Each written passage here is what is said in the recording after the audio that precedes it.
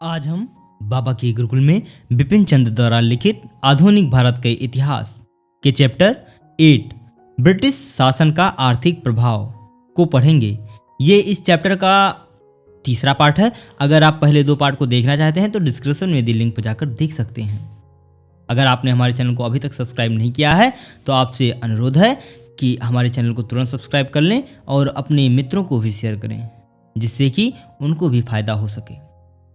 आपका सपोर्ट हमारे लिए महत्वपूर्ण है। तो हम शुरू करते हैं। आधुनिक उद्योगों का विकास। 19वीं सदी के उत्तरार्ध की एक महत्वपूर्ण घटना मशीनों के बड़े पैमाने पर आधारित उद्योगों की स्थापना थी। भारत में मशीन युग का आरंभ तब हुआ जब 19वीं सदी के छठे दशक में सूती कपड़ा, जूट और कोयला खान उद्योगों की स्थापना हुई।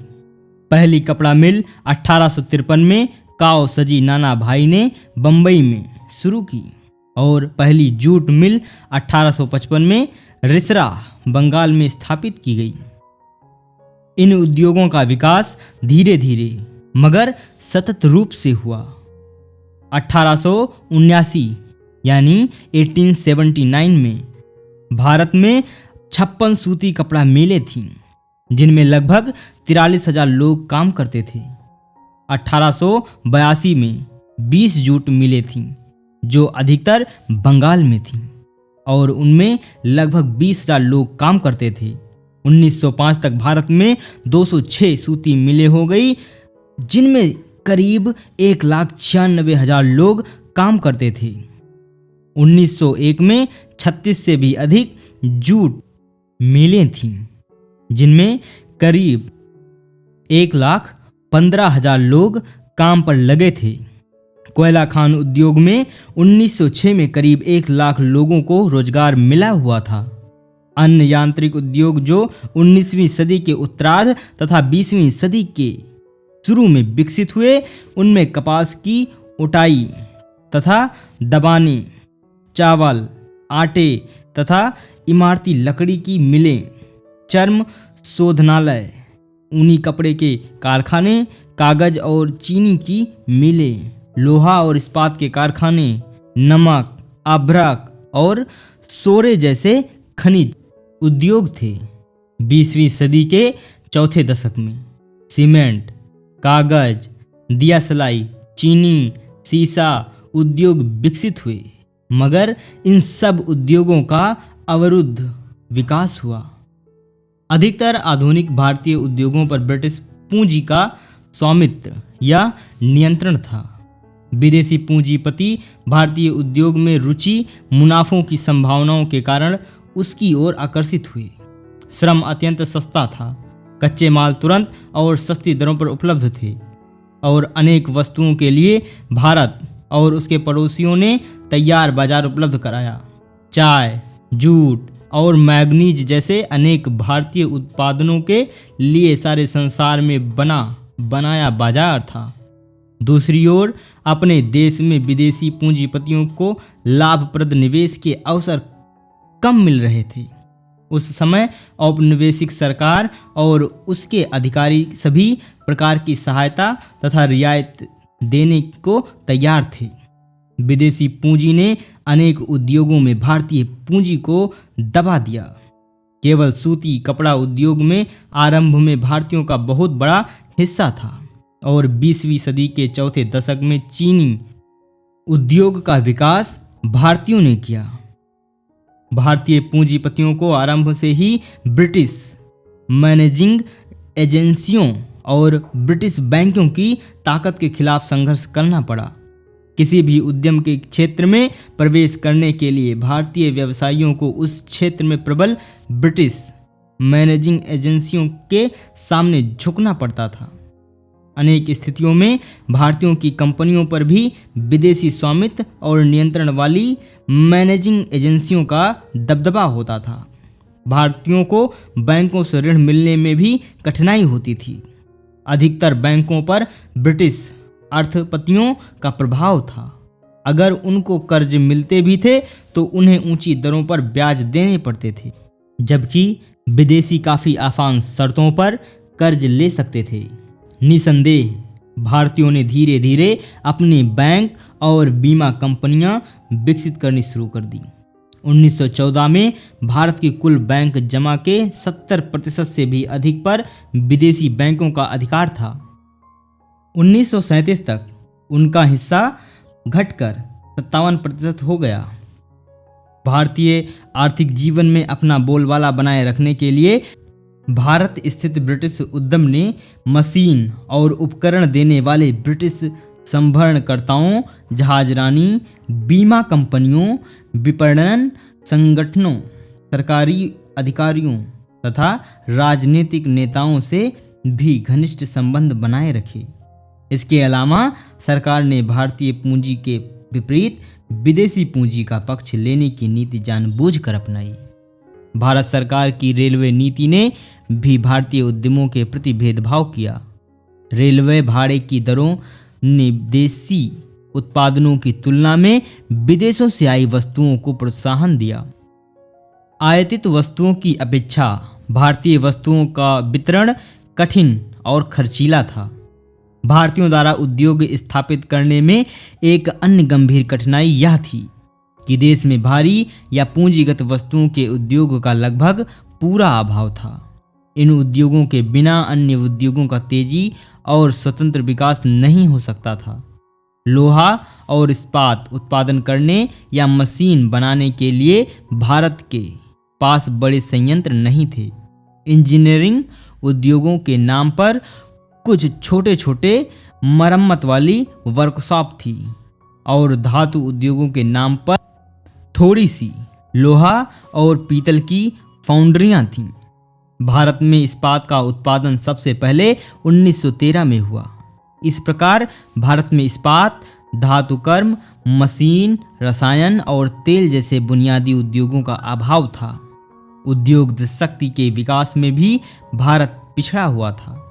मशीनों पर आधारित उद्योगों के अलावा 19वीं सदी में नील, चाय और कॉफ़ी जैसे बागान उद्योगों का भी विकास हुआ।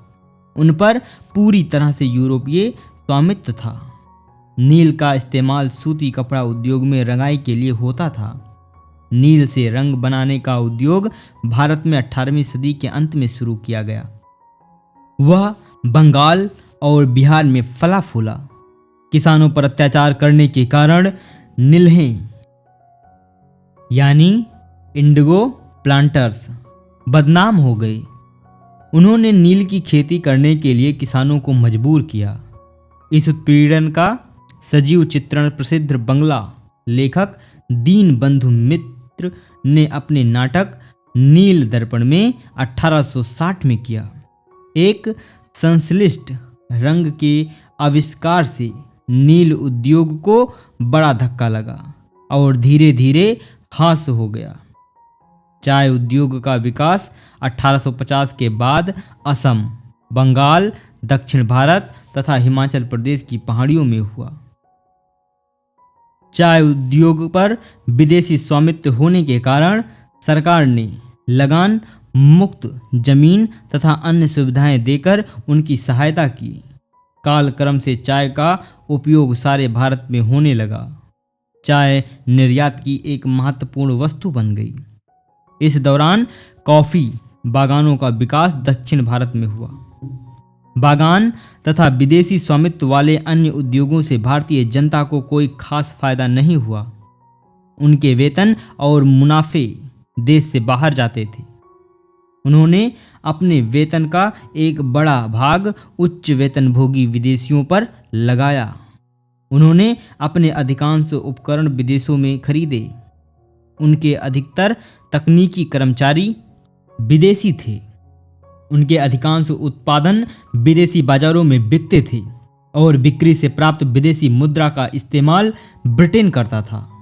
इन उद्योगों से भारतीयों को एक ही फायदा हुआ कि अकुशल लोगों के लिए रोजगार के अवसर पैदा हुए। मगर इन उद्योगों में अधिकांश मजदूरों को बहुत कम मजदूरी मिलती थी। तब उन्हें अत्यंत कठिन स्थितियों में लंबे समय तक काम करना पड़ता था। इसके अलावा बागानों में भी लगभग गुलामी की स्थिति थी। कुल मिलाकर भारत में औद्योगिक प्रगति बड़ी धीमी और दुखदाई रही। औद्योगिक प्रगति 19वीं सदी में सूती कपड़ा और जूट उद्योगों तथा चाय बागानों तथा 20वीं सदी के चौथे दशक में चीनी और सीमेंट तक ही सीमित रही। 1946 में भी कारखानों में काम करने वाले 40% मजदूर सूती कपड़ा और जूट उद्योगों में लगे हुए थे। उत्पादन और रोजगार दोनों दृष्टियों से भारत का आधुनिक औद्योगिक विकास अन्य देशों के आर्थिक विकास या भारत की आवश्यकताओं की तुलना में नगण्य था। वस्तुतः उसने देसी हस्तशिल्पियों के हाथ को भी पूरा नहीं किया। उससे गरीबी और जमीन पर जनसंख्या के बढ़ते हुए दबाव की समस्याओं पर कोई खास असर नहीं पड़ा। भारत के औद्योगिकरण की नगण्यता इस तथ्य से स्पष्ट होती है कि 1951 में 35 करोड़ 70 लाख की कुल जनसंख्या में से केवल 23 लाख लोग आधुनिक औद्योगिक उद्यमों में लगे थे। इसके अलावा 1858 के बाद शहरी और ग्रामीण हस्तशिल्पों का हास्य अनवरत जारी रहा। भारतीय योजना आयोग ने हिसाब लगाया है कि प्रोसेसिंग तथा विनिर्माण में लगे लोगों की संख्या 1901 में 1 करोड़ 3 लाख थी, जो घटकर 1951 में 88 लाख हो गई। यद्यपि इस दौरान जनसंख्या में लगभग 40% वृद्धि हुई। सरकार ने पुराने देसी उद्योगों के संरक्षण, पुनर्स्थापना, पुनर्संगठन तथा आधुनिक उद्योग आधुनिकीकरण के लिए कोई प्रयास नहीं किया। इसके अलावा आधुनिक उद्योग भी सरकारी सहायता के बिना और बहुधा ब्रिटिश नीति के विरुद्ध विकसित हुए। ब्रिटिश विनिर्माता भारतीय सूती कपड़ा उद्योग तथा अन्य उद्योगों को अपनी प्रतिद्वंदी समझते थे। उन्होंने सरकार पर दबाव डाला कि वह भारत में औद्योगिक विकास को प्रोत्साहित न करे, बल्कि उसे सक्रिय रूप से अनुत्साहित करे। इस प्रकार ब्रिटिश नीति ने भारतीय उद्योग के विकास को कृत्रिम रूप से प्रतिबंधित तथा धीमा किया। इतना ही नहीं, भारतीय उद्योग को अपने शैशव काल में संरक्षण की आवश्यकता थी। उनका विकास उस समय हुआ जब ब्रिटेन, फ्रांस, जर्मनी और संयुक्त राज्य अमेरिका ने शक्तिशाली उद्योग स्थापित कर लिए थे और इसलिए भारतीय उद्योग उनकी स्पर्धा में नहीं टिक सकते थे। वस्तुतः ब्रिटेन सहित सभी अन्य देशों ने विदेशी विनिर्मित वस्तुओं के आयात पर भारी आयात शुल्क लगाकर अपने शिशु उद्योगों को संरक्षण दिया था। मगर भारत स्वतंत्र देश नहीं था। उसकी नीतियों को ब्रिटेन निर्धारित करता था। नीति निर्धारण ब्रिटिश उद्योगपतियों के हितों में किया जाता था। ब्रिटिश उद्योगपतियों ने अपने उपनिवेश पर मुक्त व्यापार की नीति लाद दी थी। इसी कारण भारत सरकार ने जिस प्रकार यूरोप और जापान की सरकारें अपने शिशु उद्योगों को सहायता दे रही थी, उस प्रकार नव स्थापित भारतीय उद्योगों को वित्तीय तथा अन्य सहायता देने से इनकार कर दिया। उसने तकनीकी शिक्षा के लिए पर्याप्त इंतजाम नहीं किए। 1951 तक तकनीकी शिक्षा बहुत पिछड़ी रही। इससे देश का औद्योगिक पिछड़ापन और भी बढ़ गया। 1939 यानी 1939 में देश भर में केवल 7 इंजीनियरिंग कॉलेज थे, जिसमें 2217 विद्यार्थी पढ़ते थे। अनेक भारतीय परियोजनाओं, उदाहरण के लिए जहाज, रेल इंजनों, मोटर गाड़ियों और हवाई जहाज़ों के निर्माण से संबंधित परियोजनाएं इसलिए शुरू नहीं की जा सकी क्योंकि सरकार ने कोई सहायता देने से इनकार कर दिया। अंततोगत्वा 20वीं सदी के तीसरे और चौथे दशकों में उदयीमान राष्ट्रीय आंदोलन और भारतीय पूंजीपति वर्ग के दबावों के कारण भारत सरकार को मजबूर होकर भारतीय उद्योगों को तटकर संबंधी कुछ संरक्षण देना पड़ा। मगर फिर यहाँ भी सरकार ने भारतीयों के उद्योगों के प्रति सौतेले व्यवहार किए। भारतीयों के उद्योगों जैसे सीमेंट, लोहा, इस्पात और सीसा को या तो संरक्षण ही नहीं दिया गया या दिया गया तो वह बहुत अपर्याप्त था। इसके अलावा ब्रिटिश आयातित वस्तुओं को साम्राज्यीय वरीयता यानी इंपीरियल प्रेफरेंसेस की प्रणाली के अंतर्गत भारतीयों के जोरदार विरोध के बावजूद विशेष रियायतें दी गईं। भारतीय औद्योगिक विकास की एक खास बात यह थी कि वह क्षेत्रीय दृष्टि से अत्यंत असंतुलित था। भारतीय उद्योग देश के कुछ क्षेत्रों और शहरों में ही संकेंद्रित थे। देश के अधिकतर भाग बिल्कुल अर्ध विकसित थे। इस असमान क्षेत्रीय आर्थिक विकास के कारण न केवल आय के वितरण में असमानता आई, बल्कि राष्ट्रीय एकीकरण के स्तर पर भी प्रभाव पड़ा। इससे एक एकीकृत भारत के निर्माण का कार्य अधिक कठिन हो गया। देश के सीमित औद्योगिक विकास का भी एक महत्वपूर्ण सामाजिक परिणाम यह हुआ कि भारतीय समाज में दो नए सामाजिक वर्गों का जन्म हुआ और उनका विकास हुआ। ये दो वर्ग थे औद्योगिक पूंजीपति वर्ग तथा आधुनिक मजदूर वर्ग। ये दोनों वर्ग भारतीय इतिहास में बिल्कुल नए थे, क्योंकि आधुनिक खाने, उद्योग और परिवहन के साधन नए थे। यद्यपि ये वर्ग भारतीय जनसंख्या के अत्यंत छोटे भाग थे, तथापि उन्होंने नई टेक्नोलॉजी, आर्थिक संगठन की नई प्रणाली, नए सामाजिक संबंधों, नए विचारों और नए दृष्टिकोण का प्रतिनिधित्व किया। वे नई परंपराओं, रीत रिवाजों, जीवन के तौर तरीकों से दबे हुए नहीं थे। सर्वोपरि बात यह थी कि उनका दृष्टिकोण अखिल भारतीय था। इसके अलावा देश के औद्योगिक विकास में दोनों की गहरी दिलचस्पी थी।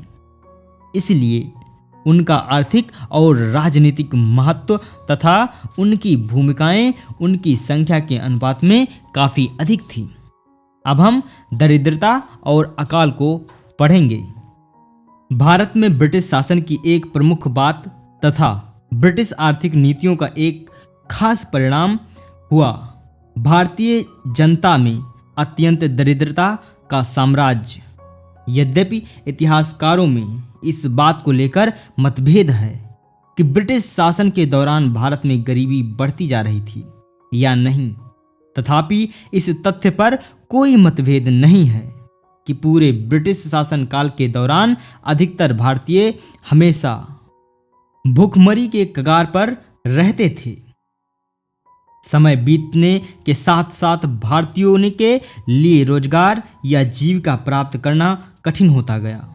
ब्रिटिश आर्थिक शोषण, देसी उद्योगों का ह्रास, उनकी जगह लेने में आधुनिक उद्योगों की विफलता, करों की ऊंची दरें, भारत से धन ढोकर ब्रिटेन ले जाना और कृषि का एक पिछड़ा हुआ ढांचा तथा गरीब किसानों का जमींदारों, भूस्वामियों, राजाओं, महाजनों, व्यापारियों और राज्य द्वारा शोषण, इन सब ने भारतीय जनता को अत्यंत दरिद्र बना दिया था तथा उसे प्रगति करने नहीं दी। भारत की औपनिवेशिक अर्थव्यवस्था एक निम्न आर्थिक स्तर पर ठहरी रही। जनता की दरिद्रता की पराकाष्ठा अकालों की एक श्रृंखला में हुई, जिन्होंने 19वीं सदी के उत्तरार्ध में भारत के सभी हिस्सों में अपनी विनाशकारी लीला दिखाई। इनमें से पहला अकाल पश्चिमी उत्तर प्रदेश में 1860 से 1861 में पड़ा, जिसमें 2 लाख जानें गई। 1865 से 1866 में अकाल ने उड़ीसा, बंगाल, बिहार और मद्रास को धर दबोचा और 20 लाख जानें ले ली। केवल उड़ीसा में 10 लाख लोग मर गए। 1868 से 1870 के अकाल में 14 लाख से अधिक लोग पश्चिमी उत्तर प्रदेश, बंबई और पंजाब में मर गए। राजपूताना भी अकाल से प्रभावित हुए। वहां के अनेक राज्यों को अपनी 1/4 से 1/3 जनसंख्या तक से हाथ धोना पड़ा। उस समय तक का शायद सबसे भयंकर अकाल 1876 से 1878 में मद्रास, मैसूर, हैदराबाद, महाराष्ट्र, पश्चिमी उत्तर प्रदेश, पंजाब में पड़ा। महाराष्ट्र में 8 लाख लोग मर गए। मद्रास से लगभग 35 लाख लोग की जानें गई। मैसूर को अपनी करीब 20% जनसंख्या से हाथ धोना पड़ा तथा उत्तर प्रदेश में 12 लाख से अधिक लोग मर गए। सूखे के कारण 1896 से 1897 और फिर 1899 से 1900 तक में देशव्यापी अकाल पड़ा। 1896 से 1897 के अकाल से 9.5 करोड़ से अधिक लोग प्रभावित हुए, जिसमें से करीब 45 लाख मर गए। 1899 से 1900 का अकाल उसके तुरंत ही बाद आया और उससे व्यापक तबाही हुई। राहत कार्यों द्वारा लोगों की जानें बचाने में सरकारी प्रयत्नों के बावजूद 25 लाख से अधिक व्यक्ति मर गए। इन बड़े अकालों के अलावा अनेक स्थानीय अकाल पड़े तथा अभाव की स्थिति आई। एक ब्रिटिश लेखक विलियम डिग्बी ने हिसाब लगाया है कि 1854 से 1901 तक कुल मिलाकर 2,88,25,000 से अधिक लोग अकाल से मरे। एक और अकाल 1943 में बंगाल में पड़ा, जिसमें करीब 30 लाख लोग मर गए। ये अकाल और उनमें मरने वालों की भारी संख्या इस बात का संकेत देती है कि गरीबी और भूखमरी की जड़ें भारत में कितनी गहरी हो गई थी। भारत स्थित अनेक अंग्रेज अधिकारियों ने 19वीं सदी के दौरान भारत की दरिद्रता की भयंकर वास्तविकता को स्वीकार किया। उदाहरण के लिए गवर्नर जनरल की काउंसिल के एक सदस्य चार्ल्स इलियट ने टिप्पणी की, मुझे यह कहने में कोई हिचकिचाहट नहीं है कि आधी कृषि जनसंख्या को एक साल के अंत में से दूसरे साल के अंत तक यह पता नहीं होता कि पेट भर खाना कैसा होता है। इंपीरियल गैजेटियर के संकलनकर्ता विलियम हंटर ने स्वीकार किया कि भारत के 4 करोड़ लोगों को अपर्याप्त भोजन पर जीवन बिताने की आदत हो गई है। 20वीं सदी में स्थिति और भी खराब हो गई। एक भारतीय को उपलब्ध भोजन की मात्रा में 1911 और 1941 के बीच 30 वर्षों के दौरान 29% तक की कमी हुई। भारत के आर्थिक पिछड़ेपन और गरीबी के अनेक अन्य संकेत हैं। राष्ट्रीय आय संबंधी प्रसिद्ध विशेषज्ञ कॉलिन क्लर्क्स ने हिसाब लगाया है कि 1925 से 1934 के दौरान संसार में सबसे कम प्रति व्यक्ति आय भारत और चीन की थी। एक अंग्रेज की आय एक भारतीय की आय से 5 गुना थी। इसी प्रकार 20वीं सदी के चौथे दशक के दौरान आधुनिक चिकित्सा विज्ञानों तथा सफाई के कारण हुई प्रगति के बावजूद एक भारतीय की औसत जीवन प्रत्याशा केवल 32 वर्ष थी। अधिकतर पश्चिम यूरोपीय और उत्तर अमेरिकी देशों में औसत आयु 60 वर्ष से ऊपर थी। भारत का आर्थिक पिछड़ापन और उसकी निर्धनता प्राकृतिक संसाधनों की कमी के कारण नहीं थी, वह मनुष्य निर्मित थी। भारत के प्राकृतिक संसाधन भरपूर मात्रा में थे। यदि उनका ठीक प्रकार से प्रयोग किया जाता तो वे जनता में पर्याप्त समृद्धि ला सकते थे। भारत एक विरोधाभासी चित्र प्रकट करता था। एक समृद्ध देश जिसमें निर्धन लोग रहते थे।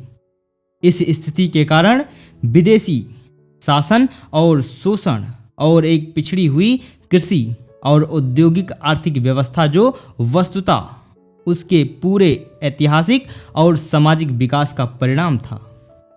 भारत की भौगोलिक स्थिति या प्राकृतिक संसाधनों की कमी या यहाँ के लोगों में अंतर्निहित कोई चारित्रिक कमी अथवा क्षमता का अभाव भारत की गरीबी का कारण नहीं था।